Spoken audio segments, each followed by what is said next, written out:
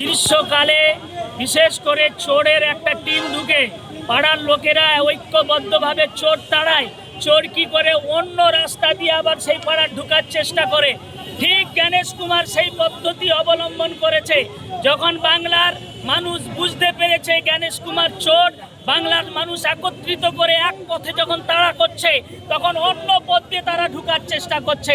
তারা সর্বপ্রথম আপনার লজিক্যাল ডিসক্রিমিনেশন নামে চুরি করার চেষ্টা করছে। বাংলার মানুষ যখন বুঝতে পেরেছে, তাড়া করা শুরু করেছে, তখন তারা আন্ডার অ্যাডজুডিকেশন নামে তারা চুরি করা শুরু করেছে। আজকে সেই টিম পশ্চিম বাংলায় এসেছে। পশ্চিম বাংলার সর্বধরনের সর্বসাধারণ মানুষ এবং সর্বস্তরের মানুষ, সর্ববর্ণের মানুষ, সর্বজাতির মানুষ একত্রিত হয়েছে। তারা যেভাবে পশ্চিম বাংলার 60 লক্ষ মানুষদেরকে অন্ধকারে রেখে পশ্চিম বাংলায় ভোট ঘোষণা করার প্রচেষ্টা চালাচ্ছে, তাদের এই প্রচেষ্টা ব্যর্থ হবে।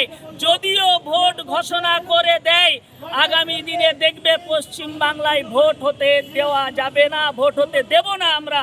যেখানেই ভোট ঘোষণা যেদিন থেকে হবে, সেই দিন থেকে আমাদের কর্মসূচি আন্দোলনের শুরু হবে।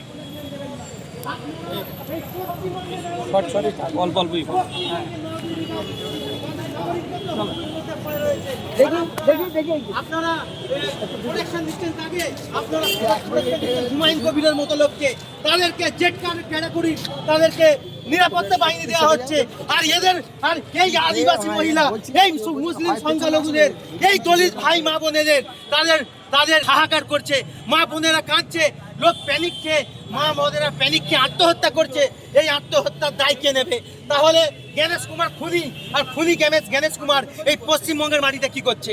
আর মুখ্যমন্ত্রী আপনি ধর্ণা দিচ্ছেন, আপনি ধর্ণা না দিয়ে গণেশ কুমারকে অ্যারেস্ট করুন এবং পশ্চিমবঙ্গ থেকে তাকে বিতাড়িত করুন। সে পশ্চিমবঙ্গে কেন ঢুকেছে?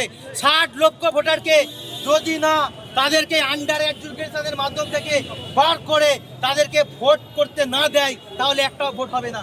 আর যারা ভোটে নমিনেশন ফাইল করবে, তাদের মেরে পিঠের চামড়া তুলে নেবে বাংলার জনগণ, মেরে পিঠের চামড়া তুলে নেওয়া হবে।